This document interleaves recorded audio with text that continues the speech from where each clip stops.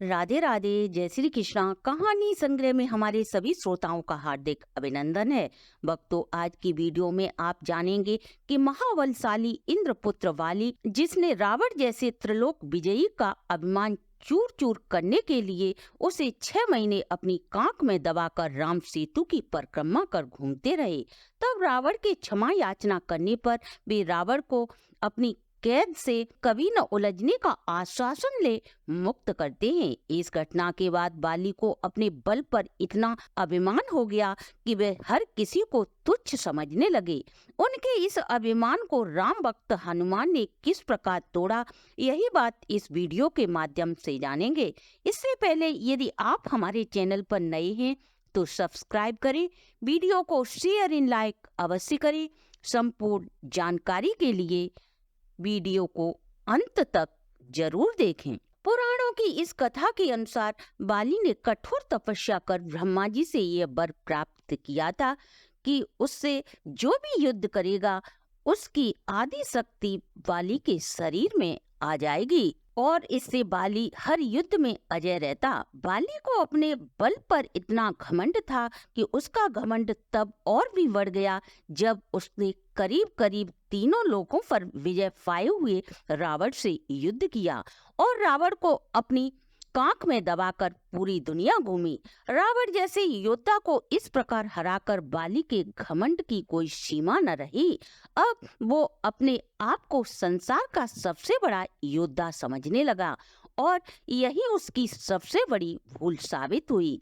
अपने ताकत के मद में चूर एक दिन वह एक जंगल में पेड़ पौधों को तिनकों के समान उखाड़ कर फेंक रहा था, हरे भरे वृक्षों को तहस नहस कर रहा था, अमृत समान जल के सरोवरों में कीचड़ मिला रहा था। एक तरफ से अपने ताकत की नशे में वह पूरे जंगल को उजाड़ कर रख देना चाहता था और बार बार अपने से युद्ध करने की चेतावनी दे रहा था। ऐसा कोई वीर योद्धा है जो वाली से युद्ध करने की क्षमता रखता हो, जिसने अपनी माँ का दूध पिया हो, जो वाली से युद्ध करके वाली को हरा दे। इस तरह की गर्जना करते हुए वाली उस जंगल को तहस नहस कर रहा था। संयोगवश उसी जंगल के बीच में हनुमान जी राम नाम का जप करते हुए तपस्या में लीन थे।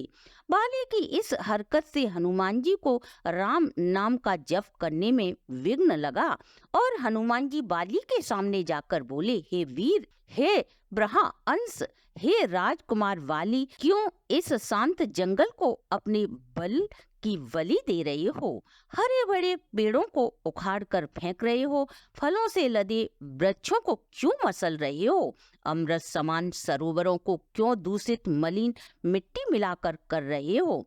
तुम्हें क्या मिलेगा? तुम्हारे पिता और ब्रह्मा के वरदान स्वरूप तुम्हें कोई भी युद्ध में हरा नहीं सकता। ये बात सच है, क्योंकि जो कोई तुमसे युद्ध करेगा उसकी आदि शक्ति तुम में समाहित हो जाएगी। इसलिए हे कपि राजकुमार, अपने बल के घमंड को शांत कर राम नाम का जाप करो। इससे तेरे मन में अपने बल का भान नहीं होगा और राम नाम का जाप करने से लोक और परलोक तेरे दोनों ही सुधर जाएंगे।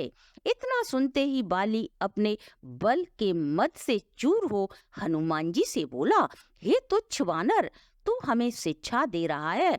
राजकुमार वाली को, जिसने विश्व के सभी योद्धाओं को धूल चटाई है और जिसके एक हुंकार से बड़े पर्वत भी खंड खंड हो जाते हैं, जा तुच्छ वानर, जा और तू ही भक्ति कर अपने राम की। और जिस राम की तू बात कर रहा है वो है कौन? केवल तू ही जानता है राम के बारे में। मैंने आज तक किसी के मुंह से यह नाम नहीं सुना है और तू मुझे राम नाम का जप करने की शिक्षा दे रहा है। हनुमान जी ने कहा, प्रभु श्री राम तीनों लोकों के स्वामी हैं, उनकी महिमा अपरंपार है। ये वो सागर हैं जिसकी एक बूंद भी जिसे मिल जाए वो भव सागर से पार हो जाता है। इतना सुनते ही बाली बोला, इतना महान राम है तो बोला, जरा मैं भी तो देख लूं कि उनमें कितना बल है। बाली को भगवान राम के विरुद्ध ऐसे कटु वचन हनुमान कहते सुना तो हनुमान जी क्रोध में आ जाते हैं। हनुमान जी बोले, हे बल के मद में चूर वाली, तू क्या प्रभु राम को युद्ध में हराएगा? पहले उनके इस तुच्छ सेवक को युद्ध में हरा कर दिखा। बाली बोला, तब ठीक है, कल के कल नगर के बीचों बीच मेरा और तेरा युद्ध होगा। हनुमान जी ने बाली की शर्त मान ली। बाली ने अपने नगर में जाकर घोषणा कर दी कि कल नगर के बीच हनुमान और बाली का युद्ध होगा। अगले दिन तय समय पर हनुमान जी बाली से युद्ध करने अपने घर से निकलने ही वाले थे, तभी उनके सामने ब्रह्मा जी प्रकट हो जाते हैं। हनुमान जी ने ब्रह्मा जी को प्रणाम किया और बोले, हे जगत पिता, आज मुझ जैसे एक वानर के घर आपका पधारने का अवश्य ही विशेष कारण होगा। तब ब्रह्मा जी बोले, हे अंजनी सुत, हे शिवांश, हे पवन पुत्र, हे राम भक्त हनुमान, मेरे पुत्र बाली को उद्दंडता के लिए उनसे क्षमा कर दो और युद्ध के लिए न जाओ। हनुमान जी ने कहा, हे प्रभु, बाली ने मेरे बारे में कुछ कहा होता तो मैं उसे क्षमा कर देता, परंतु उसने मेरे आराध्य श्री राम के बारे में कहा है, जिसे मैं कदापि सहन नहीं कर सकता। बाली ने मुझे युद्ध के लिए चुनौती दी है, जिसे मुझे स्वीकार करना ही होगा, अन्यथा सारा विश्व यही बात कहेगा कि हनुमान कायर है, जो ललकारने पर भी युद्ध इसलिए नहीं जाता क्योंकि एक बलवान योद्धा उसे ललकार रहा है। तब कुछ सोचकर ब्रह्मा जी ने कहा, ठीक है हनुमान जी, पर आप अपने साथ अपनी समस्त शक्तियों को साथ न लेकर जाएं, केवल 10वां भाग बल का लेकर बाली से युद्ध करें, बाकी बल को योग द्वारा अपने आराध्य के चरणों में रख दें तथा युद्ध से आने के उपरांत फिर उसे ग्रहण कर लें। हनुमान जी ने ब्रह्मा जी का मान रखते हुए वैसा ही किया और बाली से युद्ध करने निकल पड़ते हैं। बाली नगर के बीचों बीच एक जगह को अखाड़े में बदल देता है और हनुमान जी से युद्ध करने को व्याकुल होकर बार बार हनुमान जी को ललकार रहा था। पूरा नगर इस अद्भुत और 2 योद्धाओं के युद्ध को देखने के लिए आतुर था। हनुमान जी जैसे ही युद्ध स्थल पर पहुंचे, बाली ने हनुमान जी को अखाड़े में आने के लिए ललकारा। ललकार सुनकर जैसे ही हनुमान जी ने अपना एक पांव अखाड़े में रखा, उसकी आदि शक्ति बाली में चली गई। बाली में जैसे ही हनुमान जी की आदि शक्ति समाई, बाली के शरीर में बदलाव आने लगे। उसके शरीर में ताकत का सैलाब आ गया। बाली का शरीर बल के प्रभाव से फूलने लगा। ऐसा लग रहा था मानो बाली का शरीर फट जाएगा। बाली को कुछ भी समझ में नहीं आ रहा था।